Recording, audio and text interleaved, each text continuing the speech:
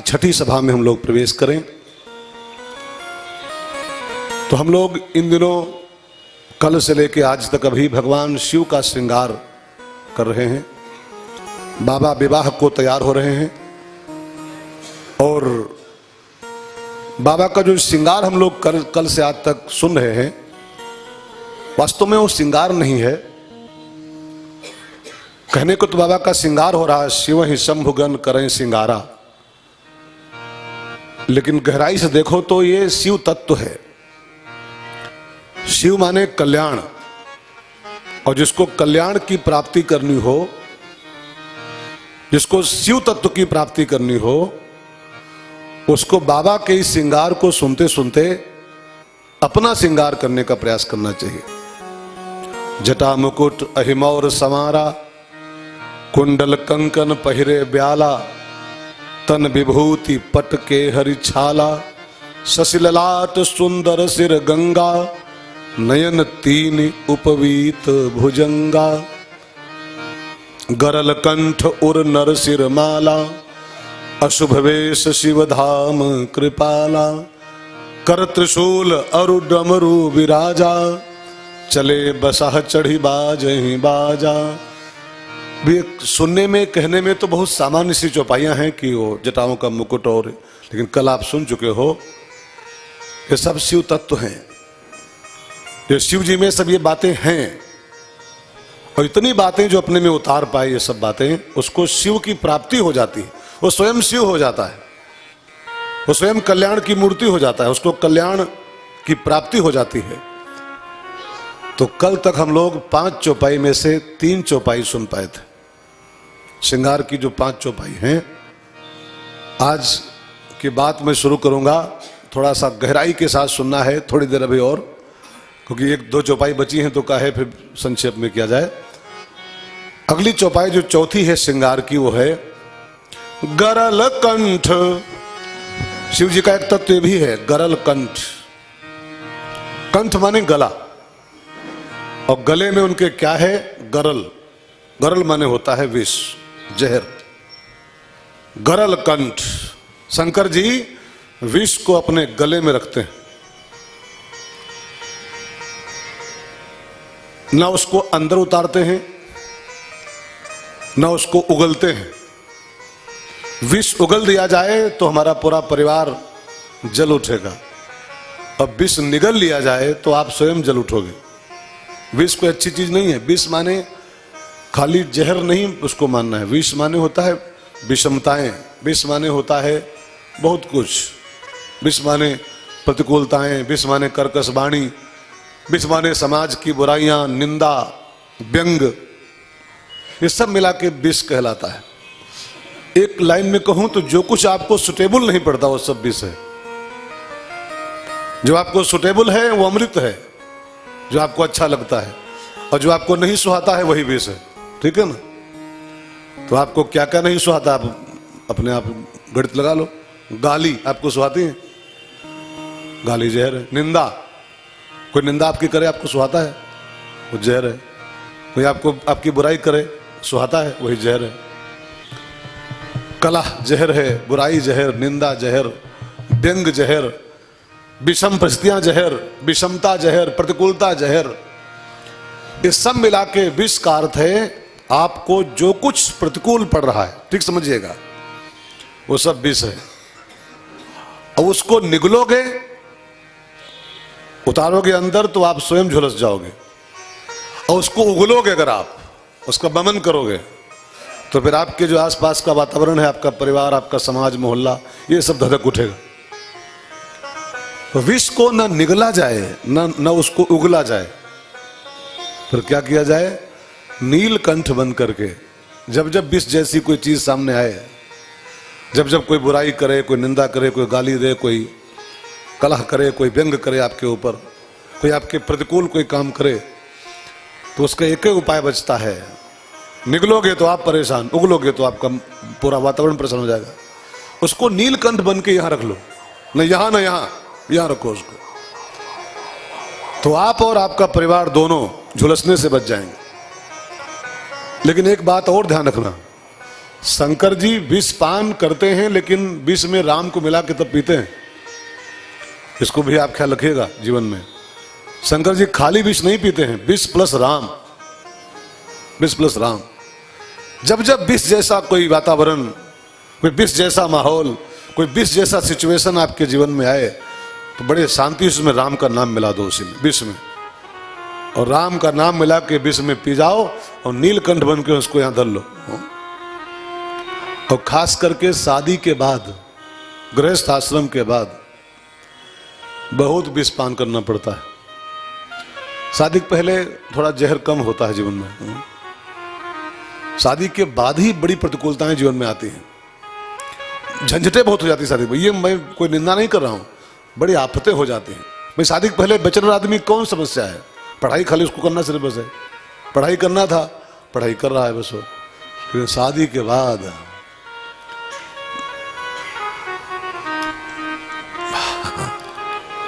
आप जानते हो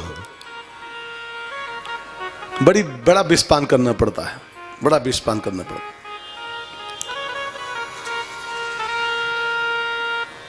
है ना?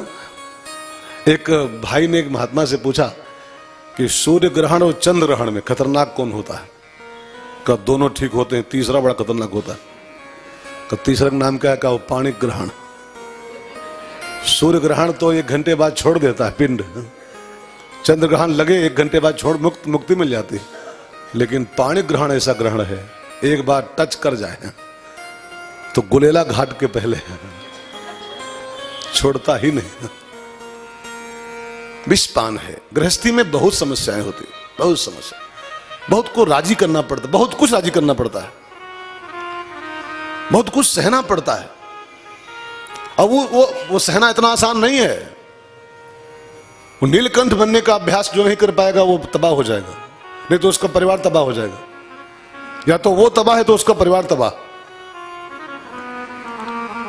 तो बाबा शिव मानो गरल कंठ बन के जब गृहस्थी में जा रहे हैं, संदेश दे रहे हैं कि जहां एंट्री हम कर रहे हैं और जहां आप जाना चाहते हो गृहस्थ आश्रम में, वो बहुत विषपान का आश्रम होता है, बहुत गरल पान करना पड़ता उसमें है।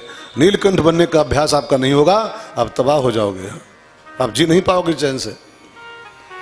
तो गरल कंठ उर नरसिर माला, गरल कंठ उर नरसिर माला, अशिव वेश शिव धाम कृपाला, शिव वेश शिव धाम कृपाला, कर त्रिशूल अरु डमरू बिराजा, कर त्रिशूल अरु डमरू बिराजा, चले बसाह चढ़ी बाजे बाजा, चले बसाह चढ़ी बाजे बाजा, कर त्रिशूल अरु डमरू बिराजा, चले बसाह चढ़ी बाजे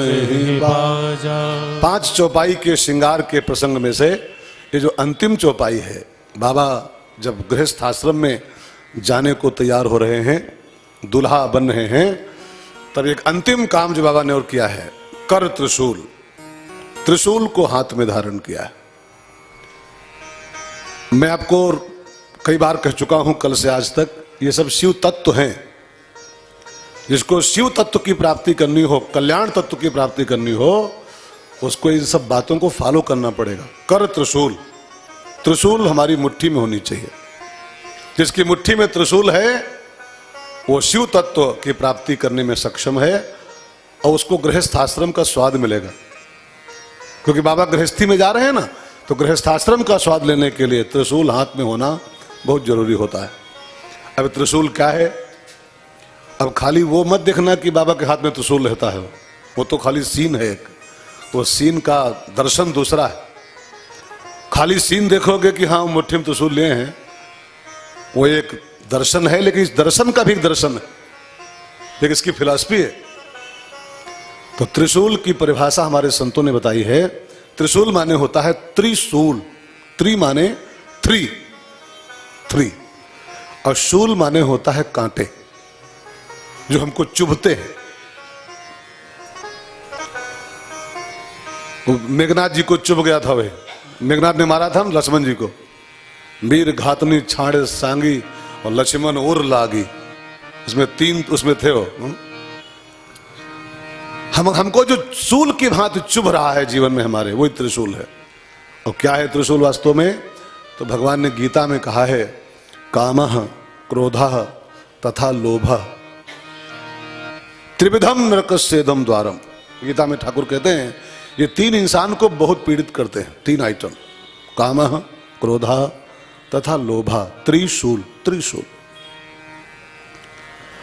अब शंकर जी कहना चाहते हैं इनकी परेशानी से बचना है, इनके शूल से बचना है, त्रिशूल के, तो इसको कर त्रिशूल।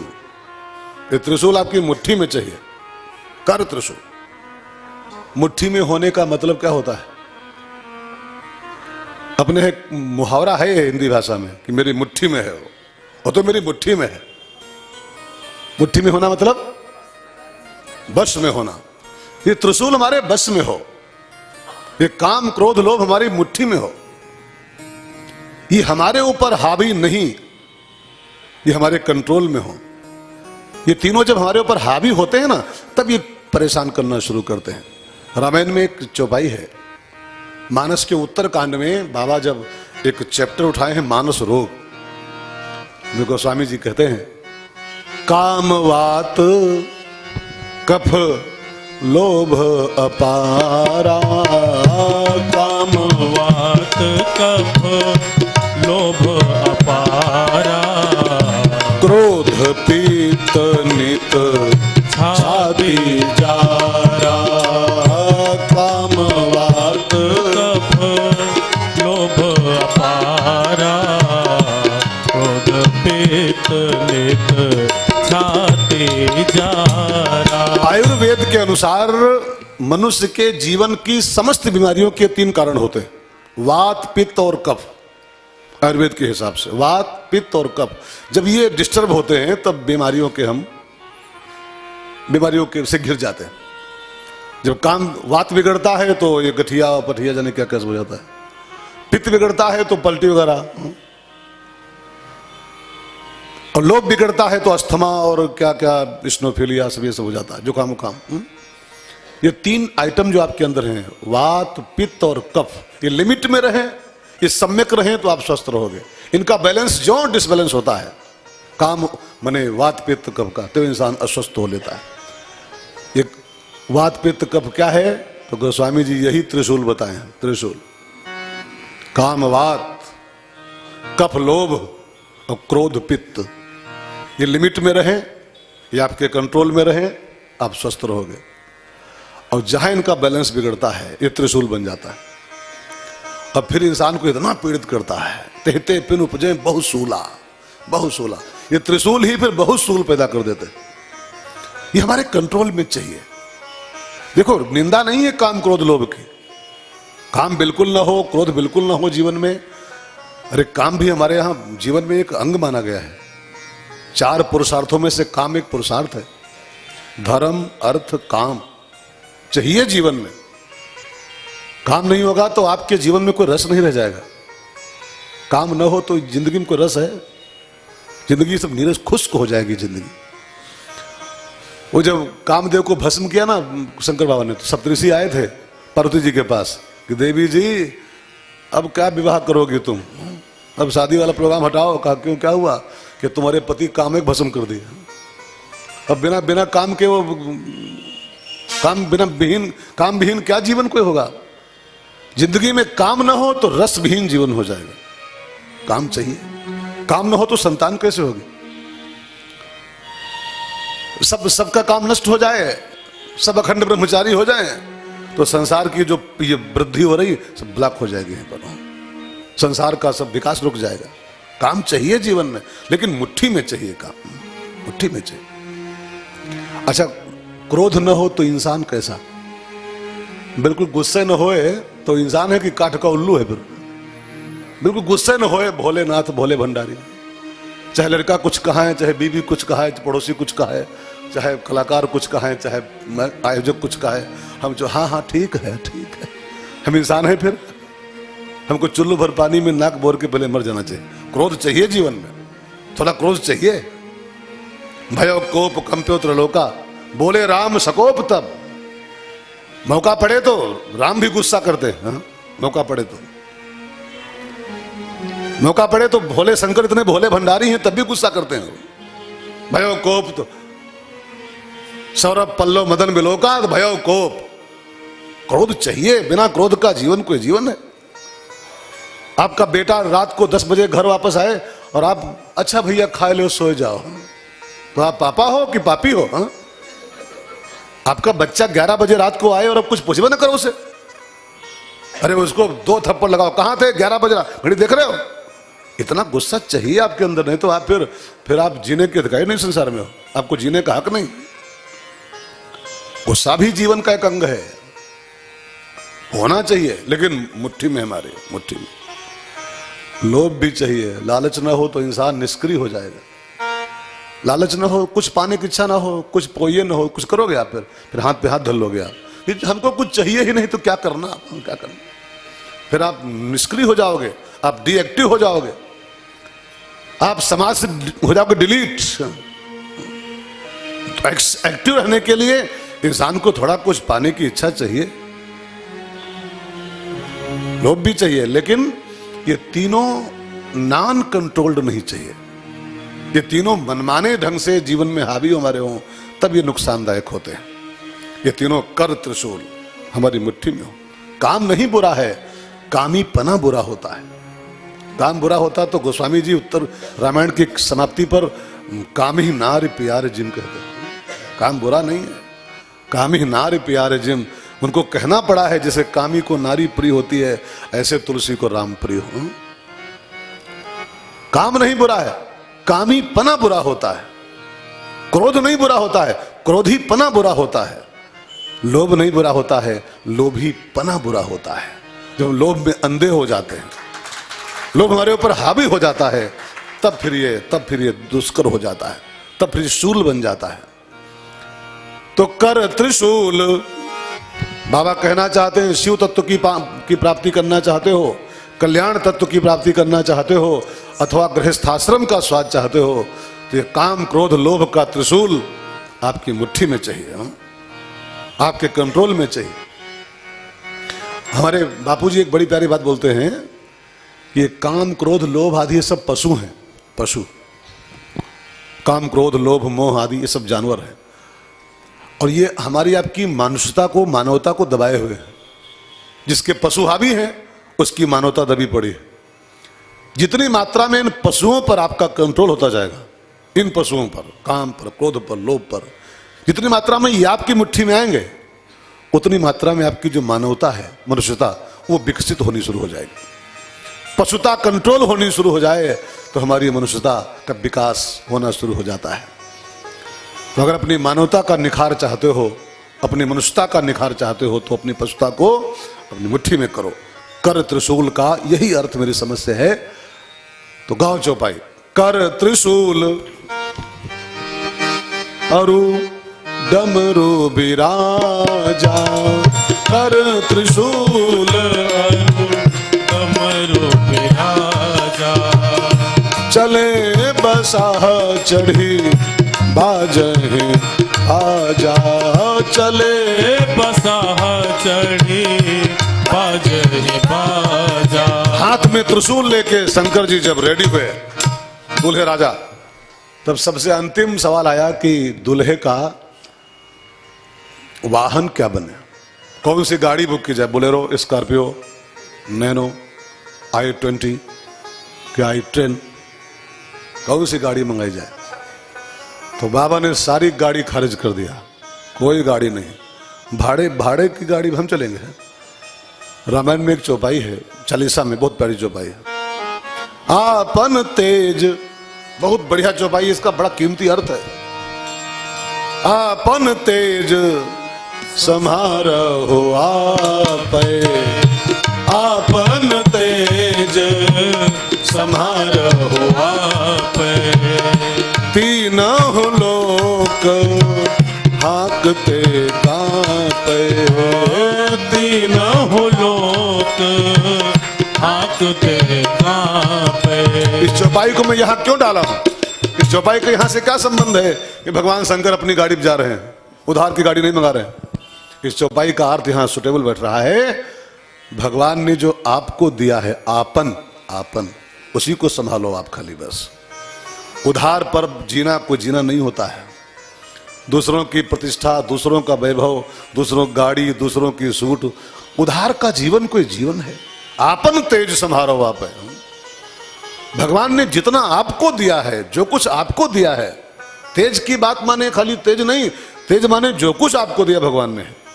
आपको जो गाड़ी दिया है, आपको जो घर दिया है, आपको जो बुद्धि दिया है, आपको जो विद्या दिया है, आपको जो बल दिया है, उसी को संभालो। और जो अपने को संभाल पाए, भगवान ने जो अपने को दिया है, तो ऐसे आदमी से पूरा संसार पर प्रकाशित हो उठता है।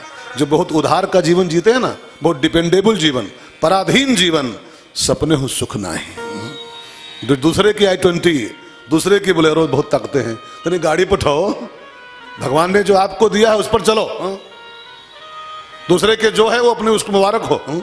भगवान ने जो हमको दिया है उसको हम संभालेंगे। और आपन तेज संभालो तो तीनों लोक हाँकते कांपे। उधार वाले का जीवन कोई, जो दूसरे के प्रभाव में जी रहा है उसका कोई जीवन? कई लोग हमसे पूछते हैं, महाराज जी तुम्हारे किसका प्रभाव है?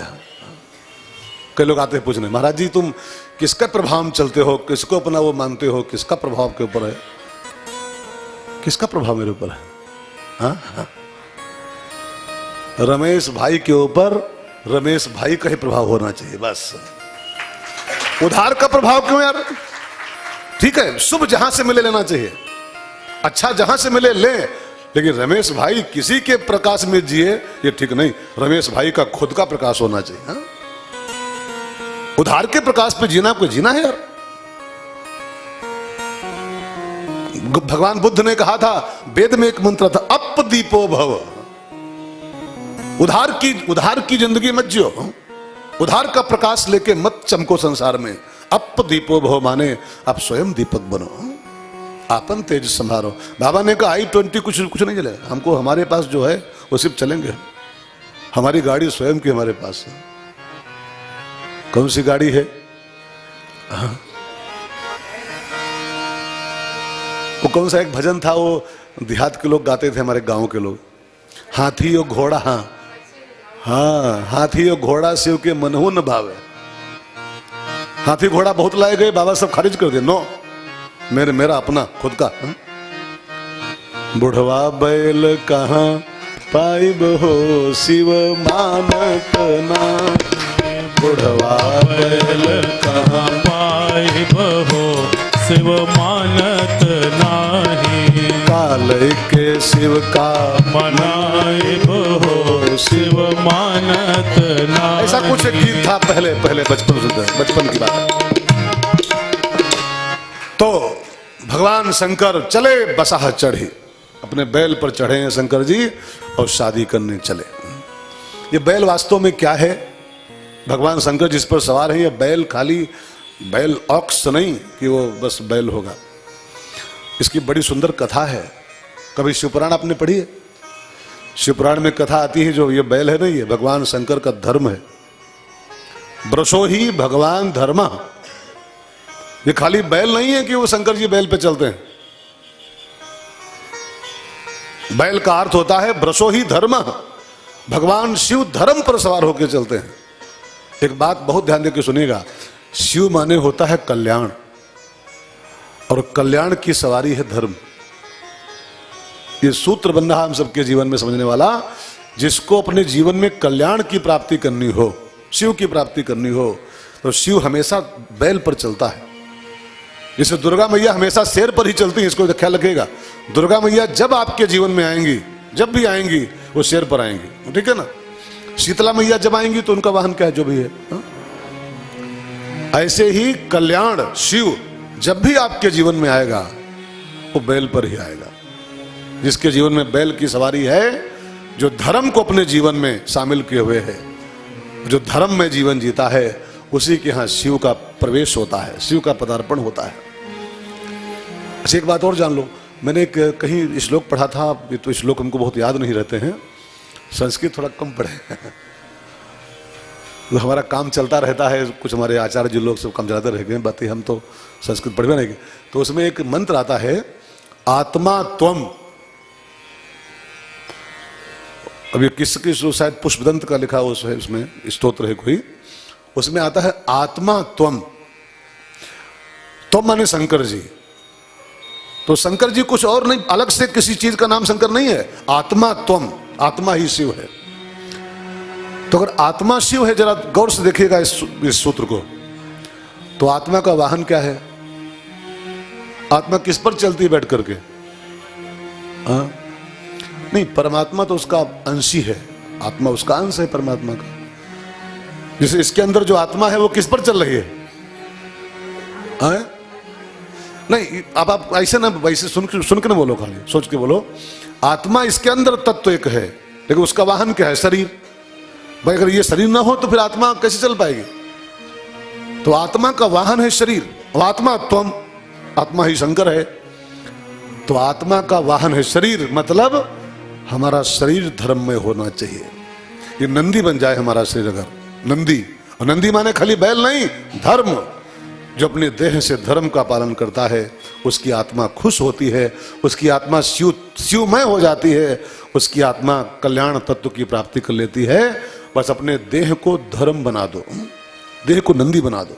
अगर आत्मा शंकर है तो देह नंदी बन जाए, तभी आत्मा खुश हो जाती है, एक कल्याण की प्राप्ति कर लेती है। नंदी का अर्थ खाली बैल नहीं करना चाहिए, वर्षो ही धर्मा। और जब हम धर्म का पालन करते हैं तो हम कल्याण के वाहन बन जाते हैं, कल्याण हमारे जीवन में प्रवेश करना शुरू कर देता है। ठीक है, बात समझ में नहीं आ रही? शंकर जी एक बात और कहना चाहते हैं इसी बहाने। शिव जी का एक संदेश है हम सबके लिए, ले पाओ तो संदेश है न, कहानी तो है ही है, कहानी तो चल ही रही है। अब कहानी सुन के तो फिर कुछ हाथ नहीं आएगा। मैं कोशिश करता हूं, आप भी कोशिश करो, खाली कहानी तक ही न सीमित रह जाएं हम और न आप। एक रहे राजा, एक रहे रानी, उनके 3 रहे रानी, और फिर यज्ञ भई तो खीर खाइन तो भैया हो गए। हाँ, अगर कहानी तक खाली हम सीमित रह गए तो हमारा यहां बैठना बेकार, और जो कहानी तक खाली आप सीमित रह गए तो आपका यहां बैठना बेकार।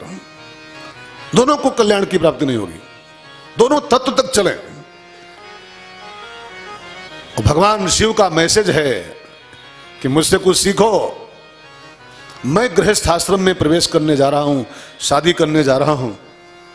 जब तुम गृहस्थ आश्रम में प्रवेश करो तो तुम भी नंदी की सवारी करके प्रवेश करो।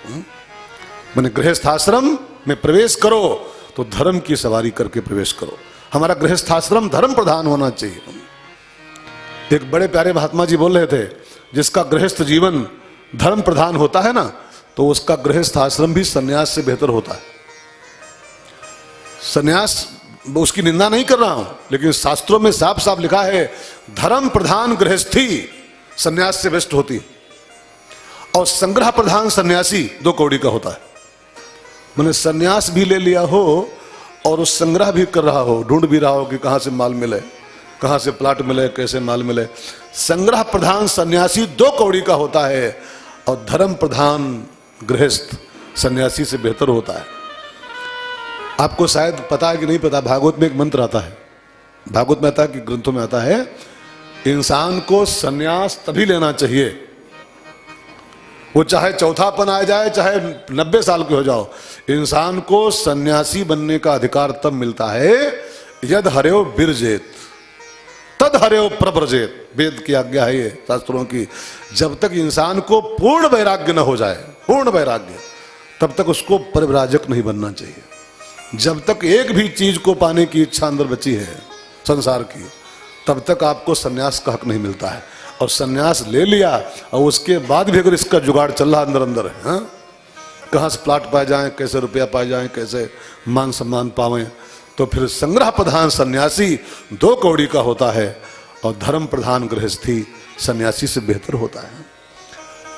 गृहस्थ आश्रम बहुत बुरा नहीं, मैं तो कहूँ कि सारे आश्रमों का मूल है ये।